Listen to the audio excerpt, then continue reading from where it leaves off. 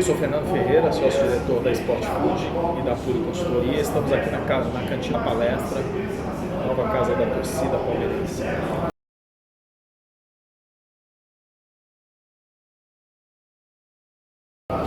Bom, isso teve início, a gente tem que voltar há 5 anos atrás, né? A Puri Consultoria é a empresa que eu criei em Curitiba para trabalhar com consultoria econômica inicialmente, e se tornou uma consultoria voltada para negócios do esporte, marketing esportivo.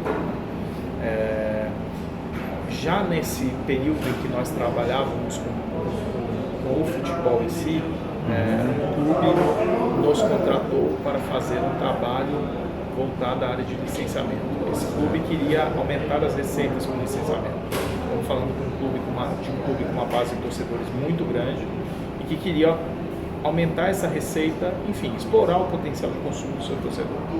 Dentre as inúmeras propostas que a gente fez para esse clube, uma delas passava por você criar uma rede de alimentação, porque você estaria associando um mercado de grande volume, o mercado de alimentação, com clubes e torcedores com potencial de consumo grande. A origem disso foi, nós estamos falando aí de meados de 2013, ou seja, em torno de 4 anos atrás. Nós fizemos um negócio com muito, até pela nossa origem, né? Nós somos muito analíticos e quantitativos. Então, quando a gente começou isso, nós, vamos dizer assim, nós levamos um ano basicamente só com estudos. Estudos sobre franqueabilidade, estudos sobre a indústria do food service e a parte de gestão desse torcedor consumidor era um negócio que a gente já tinha estudos em profusão dentro da própria empresa. Mas é óbvio, e naquele momento nós analisamos a hipótese de nos associarmos a alguém do setor naquela ocasião versus fazer sozinho. Fazíamos esse projeto em algumas etapas e decidimos começar a fazer isso sozinho. Óbvio, nós nos cercamos de profissionais e especialistas do setor, né? Somos empreendedores já por vocação, e a partir desse momento nós começamos a colocar essa operação de pé. A operação, em janeiro de 2014, nós fechamos o primeiro contrato que foi com o Grêmio em Porto Alegre. Passou mais um ano para a gente montar a primeira loja, que foi a Hamburgueria 1903, aí já estamos falando de setembro de 2014 em Porto Alegre.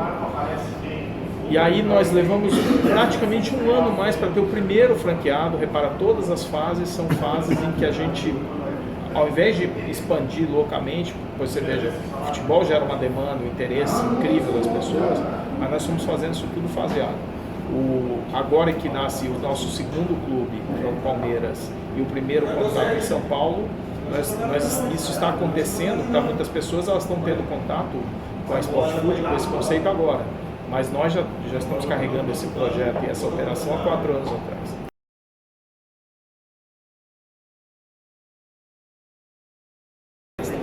Isso foi muito planejamento de novo, porque por mais que as coisas tenham funcionado bem em Porto Alegre, a gente sabe até de novo, temos esse DNA voltado para os negócios e também conhecer do mercado de futebol, do consumidor, torcedor, vamos chamar assim, a gente sabia que capturar a alma de um clube, não adianta você se espelhar no outro, você tem que fazer aquilo quase que do zero, né? E esse foi o trabalho, foi um trabalho muito grande para encontrar ponto. O primeiro ponto, vamos lembrar que na Sport Food sempre a primeira operação é própria nossa, só depois disso que a gente franquia, né?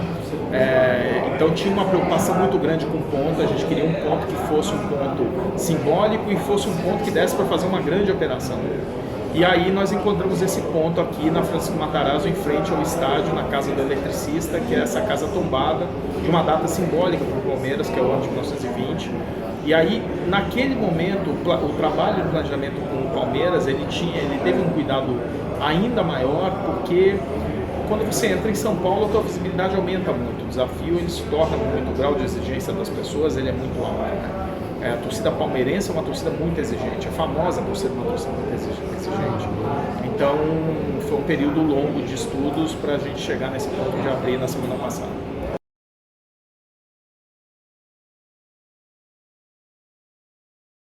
Vamos dividir assim, em 2 partes essa análise. Primeiro, o nosso site location, a nossa um dos nossos estudos para analisar a viabilidade da quantidade de pontos, eles passam pela avaliação da torcida, onde ela está, e do nível de consumo, obviamente, daqueles locais, né? Quer dizer, o que na essência a gente tenta avaliar é o seguinte: qual o número de torcedores a gente precisa ter em um determinado local para sustentar uma unidade de X tamanho, tá?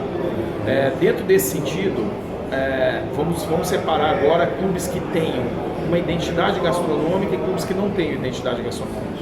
O Palmeiras ele tem uma vantagem, né? O Palmeiras é um clube em que, quando você fala em comida italiana associado com o Palmeiras, tudo faz sentido, né? É um clube que talvez seja um dos clubes com maior identidade. Você pega, por exemplo, o Vasco tem uma identificação com a culinária portuguesa, porém a culinária portuguesa não tem uma presença como tem a culinária italiana, que está nos pratos brasileiros todos os dias, né?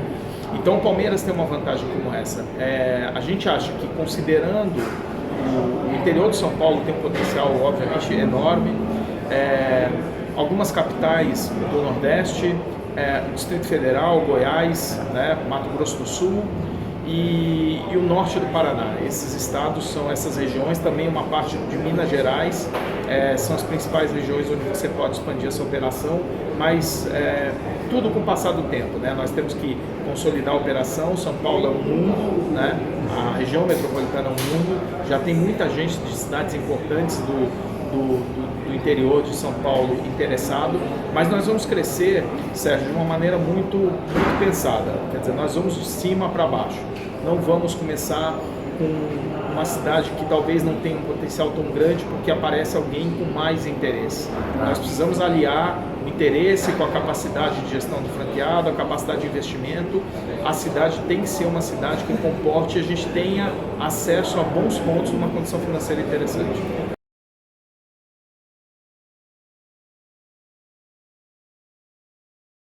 Nós temos trabalhado até de uma maneira conservadora com a média que o mercado de franquia trabalha, né?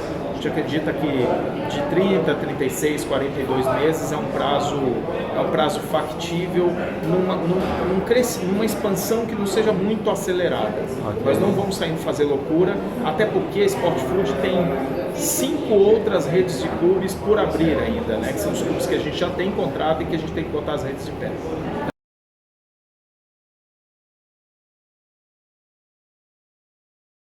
Não é terceirizado. Nós temos trabalhado, existem obviamente terceirizações em várias das atividades da Sport Food, mas a Sport Food ela robusteceu algumas áreas que são estratégicas para a gente. A área de implantação, hoje nós estamos no total na empresa 35 pessoas, ou seja, estamos fazendo um investimento forte e um foco muito grande em implantação, um foco muito grande em operações, né? Tudo trazendo profissionais do mercado, profissionais de primeira linha do mercado, e na nossa operação não cabe um trabalho com agência, né? No nosso grupo, nós temos uma agência própria, que é a ANEL. A ANEL presta serviço para as nossas operações. Por quê? Porque a nossa operação é intensiva em experiência. No momento em que a gente está gravando na cantina, quer dizer, estão acontecendo eventos que são resposta de uma ação de marketing muito intensiva. Nós trabalhamos muito a experiência.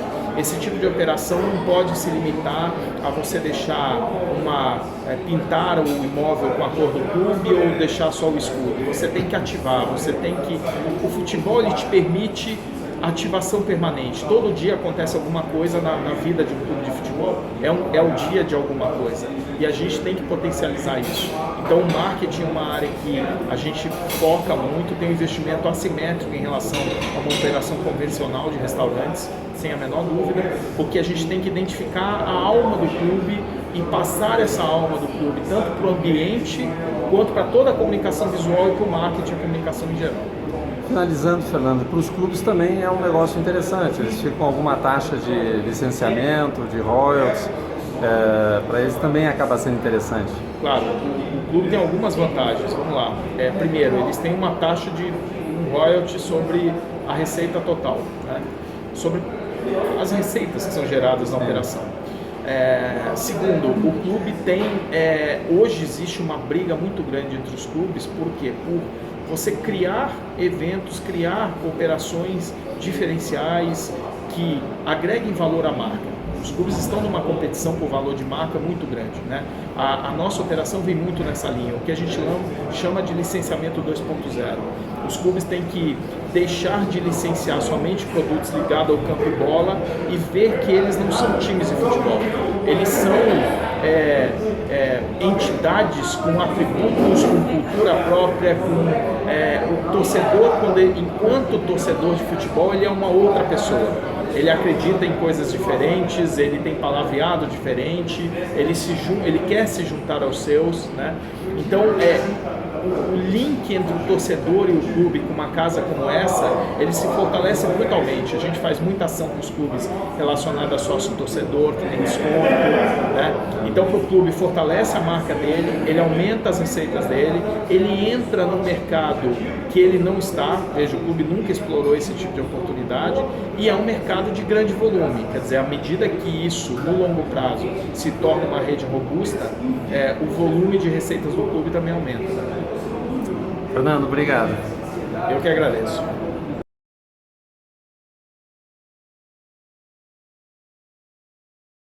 O próximo é o Cruzeiro, Belo Horizonte. O nome do restaurante se chama Cruzeiro mesmo. Tá?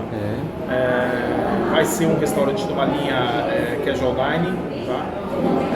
Depois vem o Corinthians aqui em São Paulo. Cruzeiro é fevereiro, Corinthians março, abril. O Corinthians vem com duas operações, né? O Corinthians vem com uma operação de um restaurante chamado Loucos e Fiéis, cuja primeira operação vai ser na Radial Leste. Tá?